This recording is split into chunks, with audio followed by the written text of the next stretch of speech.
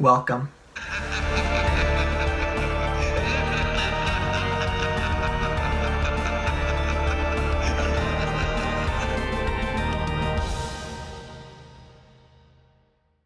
Hey everyone, and welcome back to the Flash Forward Reviews channel. Now, I know what you're thinking. What is going on? Why am I in a car right now? What is happening? Well, I am going to see Candyman, and I am so excited to see it that I decided that I'm going to vlog a little bit for it. So, I'll see you once I get to the movies. Alright, so I have made it to the theater, and I am honestly so excited to finally be seeing this movie. I've waited so long. I'm upset that it got canceled when it did because of the pandemic. I mean, you know, of course it should have been, but I have been waiting so long. I am so ready for this freaking movie. I just hope that's good. That's the one thing that I'm praying, you know, please be good. Tony Todd, I know you're fantastic. Please be fantastic in this movie.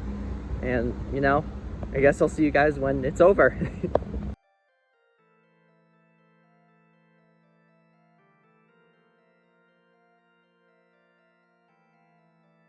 Here we go! Alright, so I just got out of Candyman, and man, do I have a lot of thoughts about it. I will say right now, I do like it. I thought it was really good. With that being said, I do have quite a few issues with it that I'll talk about in the review portion of the review, but I just kind of want to think about it on the way home and then I'll record, so I will see you there. Candyman came out, of course, in 2021. It was directed by Nia Dacosta. It stars Yahya Abdul-Mateen II, and of course, it's about the Candyman. You know, we know him, we love him, it's an urban legend. There's so many important topics that are discussed within this franchise, and we get it with the sequel. Now, is it good? Is it bad? Is it worth it? Of course, you've seen my vlog portion that I said that I liked it, and I've taken the day to kind of think about it and think about what I want to say, because there's been so much anticipation with this film. As you know, this was my most anticipated film for this year, and I was so excited to see it, and of course I am happy with what I saw, but I think it misses the mark in a lot of different places. But I do want to speak on a lot of things that I loved about the movie before I speak on what I didn't necessarily like.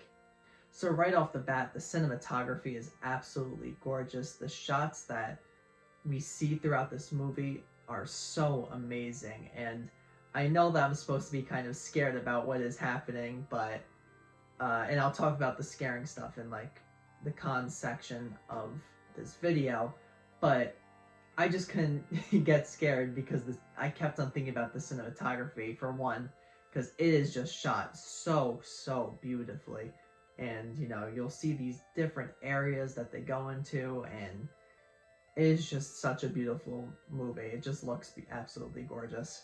On top of that, the acting performances were fine. There was no one who really stood out for me. I think that it was just all very good acting.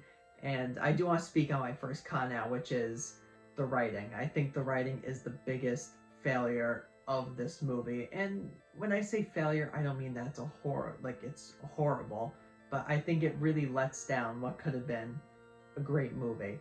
And to get more specific about some things with the writing that I didn't like, I don't like how it kind of treats the audience as idiots in terms of what happened within the first movie. Now, if you've seen the first movie, then you kind of know what's going to happen, what twist that they're going to pull. But the movie itself tries to kind of lie about what happens in the first movie, and if you've seen it, then you know that that's not true because you've seen the movie, which means that character is lying, and they treat it as like some big twist.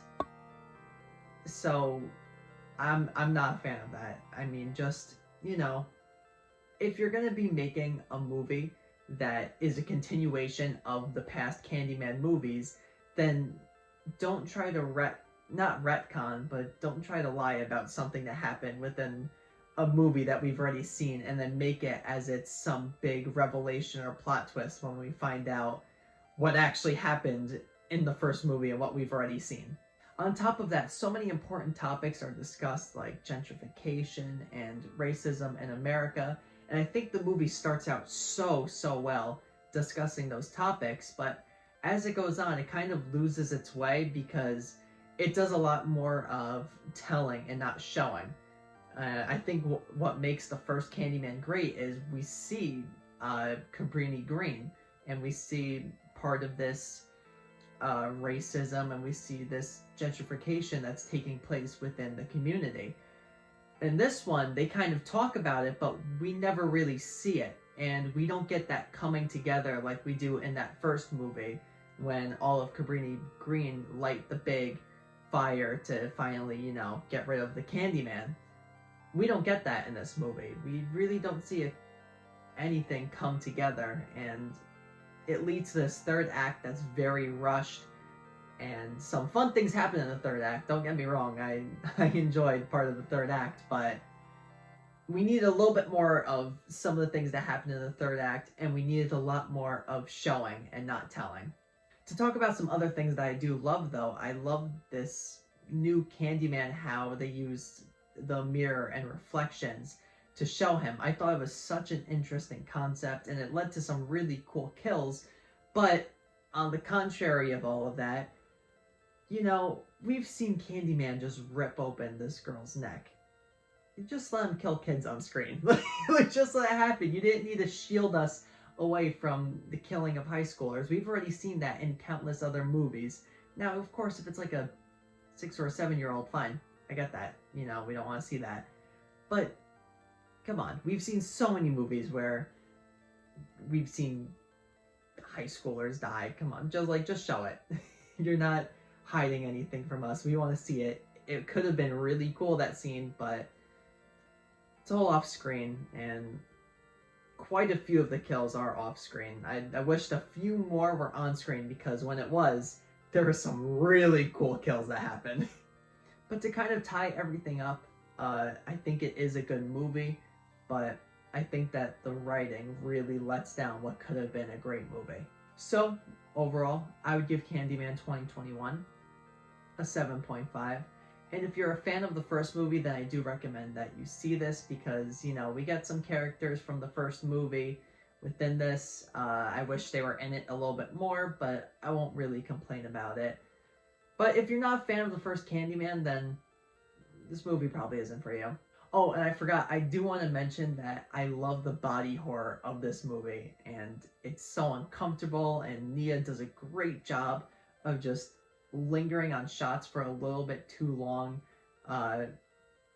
in the good way, too long in a good way, where we're just so uncomfortable with what we're seeing.